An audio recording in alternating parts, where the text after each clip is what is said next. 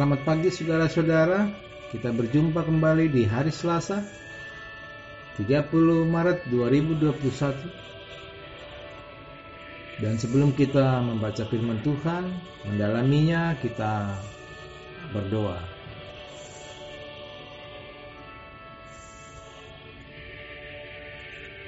Kami bersyukur Tuhan, di pagi hari ini kami datang kepadamu menaikkan puji-pujian penyembahan, karena Tuhan Maha baik. Tuhan memelihara hidup kami.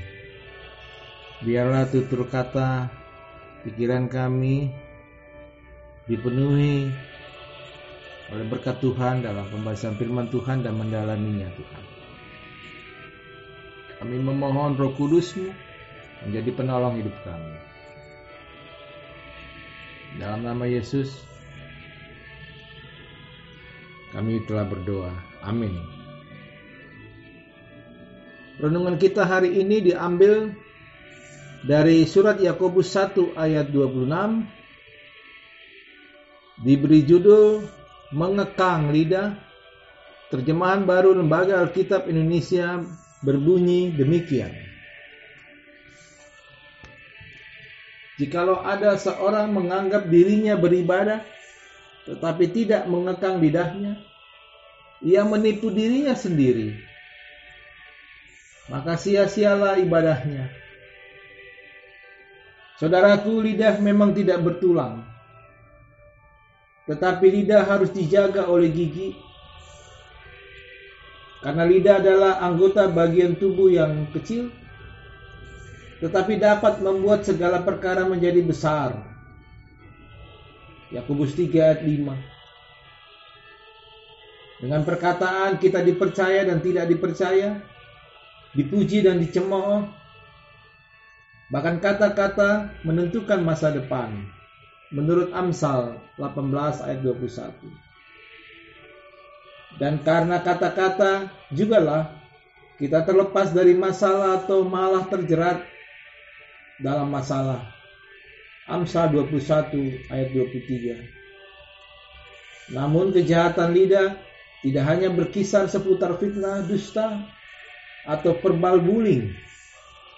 Ada sejumlah dampak buruk yang dapat dipicu oleh perkataan atau lidah itu sendiri. Apa saja dampak buruk itu? Mari kita dalami pembacaan kita. Pertama, lidah atau perkataan yang sia-sia. Lain di hati juga termasuk omongan yang sia-sia. Misalnya, orang yang memiliki pengetahuan tentang firman bisa jadi hanya mengutip apa yang kudengarannya benar, bukan karena itu keluar dari keyakinannya sendiri. Berhati-hatilah dengan hal ini.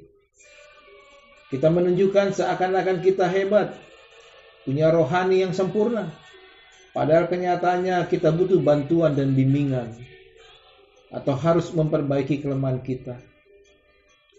Ucapan sia-sia membuat kita tidak mencapai tujuan yang diinginkan, yaitu pertolongan untuk menjaga hati kita tetap benar di hadapan Tuhan.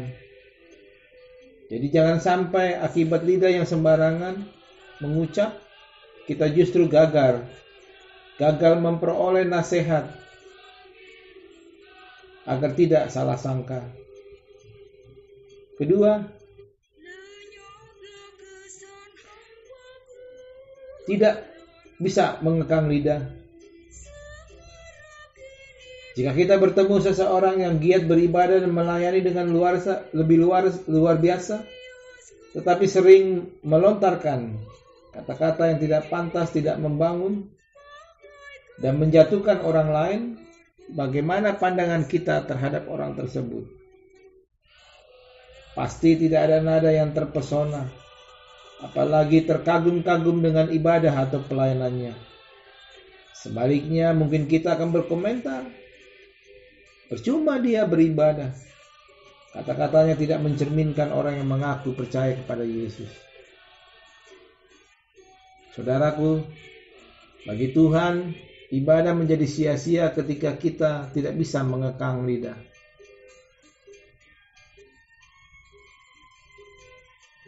Apakah kita mudah berbohong atau sulit berkata jujur? Ketika tidak suka atau kecewa dengan seseorang, apakah kita menyebarkan keburukannya atau sengaja membentuk opini publik agar menyetujui ketidaksenangan kita terhadap diri orang lain?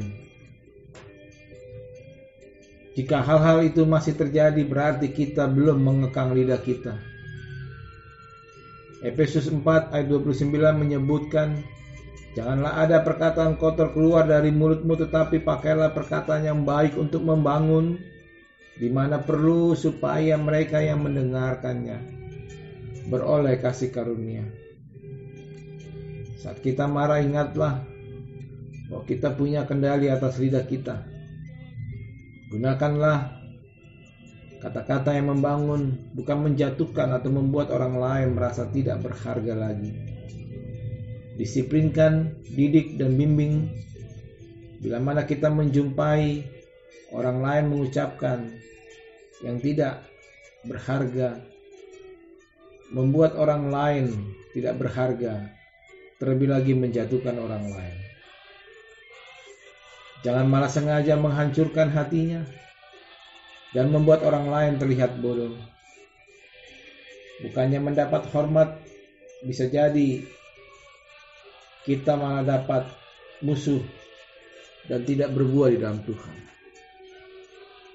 Yang ketiga, soal bicara. Kita bisa menemukan kebiasaan asbun alias asal bunyi seperti ini.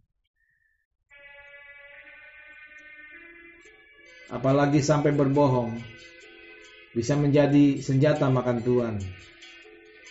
Oleh karena itu, bijaklah dalam berkata-kata. Bicarakan hal yang benar, baik, dan bermanfaat bagi diri sendiri dan sesama. Bukan agar kita terlihat pintar, saleh, atau keren. Hidup dan mati kita dikuasai oleh lidah. Siapa suka menggemakannya akan memakan buahnya. Amsal 18 ayat 21. Keempat dan yang terakhir, terlalu cepat menilai orang. Bagian yang terakhir ini, jika kita mendapatkan informasi atau rumor tentang seseorang, jangan langsung percaya begitu saja, apalagi diteruskan kepada orang lain sebagai bahan gosip.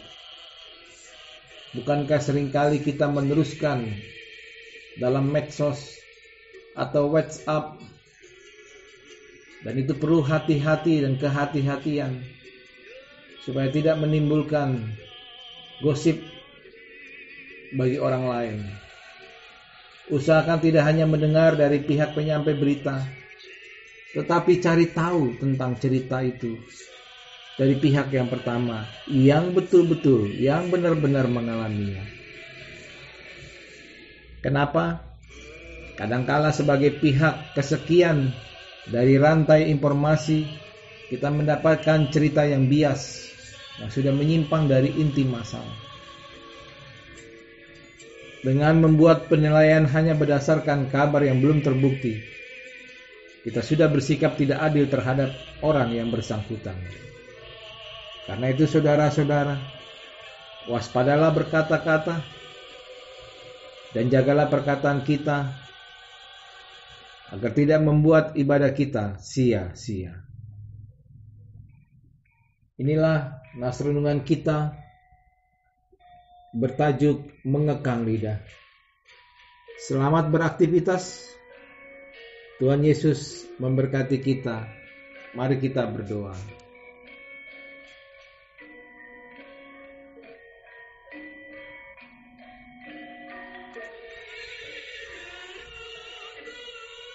Kami bersyukur Tuhan, di pagi hari Selasa ini yang menjadi bagian perjalanan hidup kami. Bersama keluarga kami, berkenanlah Tuhan memberkati. Tuntun kami Tuhan dengan kuat kuasa Roh Kudus-Mu, supaya kami mampu mengekang lidah kami, Tuhan. Dan biarlah kami memuliakan nama-Mu. Dalam nama Yesus, kami telah berdoa dan bersyukur. Amin. Sukses selalu buat kita hari ini. Selamat berkarya dan berjuang. Tuhan memberkati.